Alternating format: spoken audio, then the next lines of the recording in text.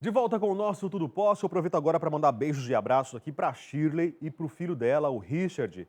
Eles são de Jandira, pertinho da gente aqui em São Paulo. Eles assistem o programa e estão parabenizando a gente pelo prêmio que nós recebemos na última sexta-feira. Aliás, no sábado, perdão, né? Aliás, o prêmio também é de todos vocês, né, que acompanham o nosso programa aqui. Muito obrigado pelo carinho. Aproveito também para mandar um beijo para a família do casal Newton e Solange. Ontem eu estive em Poá, trabalhando no casamento deles, e os familiares lá disseram que assistem o programa, que acompanham o nosso Tudo Posso. Muito obrigado pelo carinho de vocês também. Lembrando, né, que a gente faz o programa junto. 0 Operadora 11 94494 5023. Esse é o nosso WhatsApp. Pode mandar um recadinho pra gente, para os nossos profissionais. E agora, nós vamos falar sobre nódulos. Nódulos nas pregas vocais, popularmente conhecidos como calos nas cordas vocais. O que são? São lesões de massa, benignas geralmente, né, que acometem as pregas vocais e cuja formação está relacionada a um comportamento vocal alterado e inadequado, principalmente o abuso vocal. Os nódulos nas pregas vocais aparecem devido ao atrito brusco causado pelo contato frequente e em forte intensidade entre as pregas vocais durante a produção dos sons. Para tirar todas as suas dúvidas sobre esse problema, as minhas também, hoje nós estamos recebendo mais uma vez aqui a fonoaudióloga Mirela Guilhem. Mirela, bom dia, Olá, tudo muito bem? obrigado. Quando a gente fala nesse atrito, né, é justamente esse aqui, ó. Exatamente. Esse aqui, que eu não posso fazer Não isso, pode Mirela. fazer. Pronto, vai, me puxa a orelha. Vou puxar sua orelha, Rafael. Esse pigarro Ah, é um abuso vocal, né? Um atrito muito forte. Tem muita gente que tem costume de fazer isso, mesmo sem sentir tá. vontade de pigarrear, para começar a falar, começa a pigarrear. Isso é um abuso vocal e ele pode sim causar uma lesão na prega Tá, vocal. mas eu não senti dor, não senti nada. O que Pois acontece? pois é, mas se você faz isso frequentemente, Sim. isso pode lesionar. O que que acontece? Para voz ser produzida, as pregas vocais ficam nessa região aqui da Aham. laringe, elas, através da passagem do ar entre elas, elas vibram e formam o som. Tá. Elas são músculos, só que elas é um músculo envolto por mucosa, que é essa pelinha fina da parte interna da boca. Uhum. Então, quando a gente faz o pigarro, por exemplo, ao invés dela vibrar assim, mais suave, ela Bate. bate. Tá. Exato.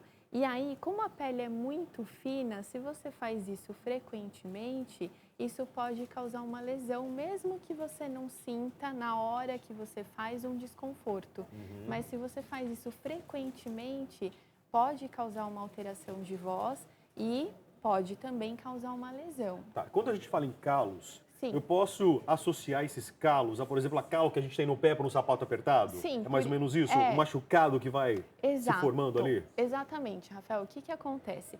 Tem diversos tipos de lesões que a gente pode ter nas pregas vocais. Tá. Uma delas, que é a mais comum, são os calos, que a gente chama de nódulo. E é como se fosse um calo mesmo. Então faz de conta que a gente fica lá com o sapato apertado, andando durante muito tempo, e aquele movimento de repetição pode gerar um calo. É isso que acontece com a prega vocal. Se a gente usa mal a voz durante um tempo, isso pode gerar uma Uhum. lesão que a gente chama de calo, né, ou nódulo. São lesões benignas, que com fonoterapia o organismo reabsorve, Uhum. mas que causam uma alteração na qualidade da voz. Tá. Através de fonoterapia, então, a gente já está falando sobre tratamento, seriam apenas Sim. exercícios, é isso? Isso, com alguns exercícios específicos, Aham. o nódulo ele tem a chance de ser reabsorvido, mas o problema é que ele modifica a voz. Tá. Então a pessoa sente rouquidão, sente um pouco de soprosidade, e quem usa a voz profissionalmente, por exemplo, o professor de Sim. ensino fundamental, é muito comum ter nódulo, né? Porque tem um uso repetitivo da voz. Repetitivo e errôneo, até porque para Exato. poder controlar aquela criançada em sala de aula, hoje salas de aula, né, com 40, a gente tem a realidade até de salas com 50 alunos, Pois criançada é, faz barulho, né, e o professor exato. precisa projetar a voz. Precisa projetar. Então, É, ele compete com ruído, tem o giz da lousa, que pode causar alguma o pó, alergia, o pó, tá. exato, que influencia na voz. A acústica normalmente não é favorável. Então, tudo isso prejudica e muito tempo de trabalho, né? Então, tudo isso pode causar um prejuízo. Falar alto é diferente de gritar, não é? Sim, sim. Mas eu posso falar alto também usando mal a voz. A ideia é que a gente tenha uma boa coordenação respiratória, né, entre fala e respiração e não faça nenhum tipo de força para falar, né? Então, eu posso falar alto bem, usando uma boa respiração, mas eu também posso falar alto mal, né? E se eu falo com algum desconforto, aí eu também posso ter um problema de voz. Mirela, agora no inverno, essa mudança climática, né, que vai para lá e vem para cá, é uma Sim. oscilação, uma montanha russa, Exato. né? Qual que é o risco disso para nossa voz? Olha, principalmente choque térmico. Então, o que é muito comum acontecer é, o tempo está muito frio, a gente entra num lugar quente, depois sai para o frio novamente. Esse choque térmico pode causar um prejuízo, né? Infecções respiratórias, enfim. O ar-condicionado, então, ou o ambiente lá fora está muito quente, a gente entra no ambiente com ar-condicionado, que é muito comum, isso também pode influenciar. E o ar-condicionado, ele resseca o ambiente, também favorece a infecção respiratória, então isso é super comum. O tempo seco, agora no inverno, também favorece muito a infecção respiratória, que influencia diretamente na voz. Tá frio lá fora, tá Sim. gelado lá fora, a verdade é essa, né? O sol, de repente, tá quente demais, mas a sombra tá fria. É isso que a gente acaba sentindo, né? Exato. Não sabe nem se fica de blusa ou com blusa, Exato. né? Sem blusa. Agora, aqui dentro do estúdio tem ar-condicionado, né? Sim. Isso resseca. Isso resseca, tira que a eu tenho que umidade fazer, então? do ar. Água. Água? Principalmente. Água, Exato, um copo cheio de água. Tomar pequenos goles de água ao longo do dia. Isso é fundamental para hidratar a voz. Não só em ambiente com ar-condicionado, que resseca, claro, mas o tempo está muito seco, então é fundamental beber água. Outra coisa que é simples, mas que ajuda muito, Rafael, é hidratar as narinas com soro fisiológico e limpar as narinas também. Soro fisiológico. Soro fisiológico. Não é aquelas composições químicas que a gente vê na farmácia. Não. Soro, simples, né? Pingar soro fisiológico, isso ajuda a hidratar e diminui também a chance de infecção respiratória. Voltando a falar sobre os calos, então. Claro. Tem muita gente que acaba ficando rouco, né? Perde a voz agora, justamente nessas mudanças climáticas aqui. É verdade. Só que tudo bem, tá lá rouco, mas tá falando. Não é? Vocês me ouviram aí? Tá rouco, tá falando. Isso é perigoso também? Perigoso, porque a prega vocal já deve estar comprometida, sensibilizada. Se você continua falando, ela continua movimentando e movimentando mal. Então, isso pode prejudicar ainda mais a voz e, claro, essa lesão, se tiver lesão, né? Muitas vezes, o que acontece também é assim, a pessoa tem uma disfonia funcional, que é uma alteração da voz sem a lesão. Então, ela começa tendo... Isso já é genético? Seria uma formação, uma má formação ou não? Assim, tem muita gente que tem uma voz rouca e desde que nasce e que não tem problema e que usa a voz de maneira saudável, mas pode ser também que por mau uso vocal a pessoa tenha uma alteração de voz, mas ainda não tem uma lesão, né? Isso pode acontecer. E pode acontecer também de ter a lesão, que pode ser causada por mau uso vocal, mas também por outros motivos. Um dos motivos comuns também é o refluxo gastroesofágico, que é um suco gástrico que reflui. Então, às vezes, a pessoa tem uma alteração de voz por um problema estomacal. Eu me enquadro nessa situação. Eu confesso para você, dependendo do tipo de alimento que eu acabo consumindo, o leite, por exemplo, provoca muito isso em mim, né? Eu tenho gastrite e hernia de hiato, né? Mas eu já sei aquilo que eu posso comer e aquilo que eu não posso. Só que tem hora que não dá, né? Você tá com uma feijoada ali na sua frente, uma comida mais gordurosa, né? Isso. Nesses dias quentes, a gente acaba buscando esse tipo de alimento também. Nesses dias frios, perdão, né? A gente busca alimentos mais quentes, né? É verdade. E aí a gente já sente aquela azia, né? Isso. E aí esse suco que... Ele reflui e ele pode invadir a região das pregas vocais. Aí o que acontece? As pregas vocais vibram em meio a um ácido e isso pode gerar lesão, tá? Então, é fundamental dosar, equilibrar a alimentação, mas também tem muita gente que, por fator emocional, tem o refluxo, né? Por nervosismo, ansiedade e tal, e isso pode influenciar. Então, é importante equilibrar, procurar um tratamento médico e, muitas vezes, exercício fonoaudiológico também ajuda. Quando que eu sei que eu tô com calo na garganta, nas Olha, pregas? um dos principais sinais é a rouquidão. Esse é o Tá. sinal mais comum. Mas também você pode sentir cansaço, Mas seria uma rouquidão contínua.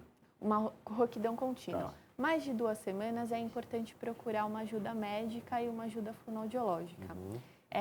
Mas você pode sentir dor, cansaço, ardor, qualquer desconforto que você tenha ao falar, é importante se alertar, porque é como se fosse a febre da voz. É um sinal falando assim, tem alguma coisa que não está acontecendo bem. Esses são os sinais mais comuns. Você citou, frisou isso, que são lesões benignas. Sim, Mas há casos de lesões que são irreversíveis e pode se agravar? sim. Tem casos, sim, de lesões malignas, Tá, câncer, aham. né? Que pode ser causado por cigarro, drogas, isso pode acontecer. E tem outros tipos de lesões que não são os nódulos. Os nódulos, eles são causados por um mau uso vocal frequente. Mas também tem uma coisa que a gente chama de pólipo, que é uma lesão também de prega vocal causada por um abuso vocal. Então, às vezes, a pessoa, sei lá, gritou muito, bebeu, fez um grande abuso, esse pólipo pode se instaurar Foi no na show, numa mesma festa de hora. casamento, ficou cantando, bebendo lá com a galera da banda, é Exato, isso? isso. E pode se formar um outro tipo de lesão. Uma coisa que tem acontecido e muito comum, Rafael, é o papilomavírus, que Papilomavírus, tá. é uma doença sexualmente transmissível, principalmente por sexo oral, e acomete as pregas vocais. E é uma lesão que pode ser benigna, mas nesse caso é cirúrgica. A pessoa tem que passar por uma cirurgia para remover, só que a recidiva é muito grande.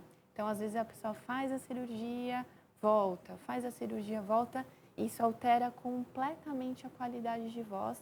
É uma coisa muito comum. Tá. Além do papilomavírus, Sim? as outras patologias que você acabou citando, Sim. é sempre por cirurgia? Então, o nódulo não mais, Tá. né? Nódulo com fonoterapia ajuda muito. O pólipo, como eu falei, às vezes ele pode ser cirúrgico, mas antes da cirurgia, sempre a pessoa passa por um processo fonoaudiológico para ver se a voz responde bem, se melhora, tal. Se melhorar a qualidade de voz, se estiver bem, muitas vezes não é necessário a cirurgia, mas em outros casos pode ser sim, né? O cisto também. O cisto é uma lesão congênita, a pessoa nasce com ela. E às vezes ela pode se manifestar dependendo de como a pessoa usa a voz. Né? Então, às vezes a pessoa pode sentir rouquidão, algum desconforto, e essa lesão também pode ser cirúrgica. Ô, Mirela, quando a gente fala em voz, em rouquidão, eu já vi muita gente falar em automedicação, né? Sim. Segue a receita do vizinho, da mãe, da tia, do irmão que fez isso, aquilo, aí vai lá na Exato. farmácia, compra pastilha ou fica espirrando coisas. O que o pessoal faz de errado nessa Olha, hora? spray, pastilha refrescante, até bebida alcoólica. Bebida alcoólica. Gargarejos diversos, né? Diversas receitas caseiras. Tudo isso é muito perigoso. É muito importante, qualquer sinal de desconforto, de incômodo vocal, procurar um médico que chama otorrinolaringologista Perfeito. para fazer uma avaliação, um exame que verifica como estão as pregas vocais e a ajuda de um fonoaudiólogo que vai fazer a avaliação funcional da voz. Mas, Rafael, tem algumas dicas que as pessoas de casa podem Opa, fazer. essa parte eu gosto, vamos ver. Exato, né? Então, como a gente falou, água é fundamental. Tá, e água não é pegar um copo de água e virar. Não. Não é isso? Não, não.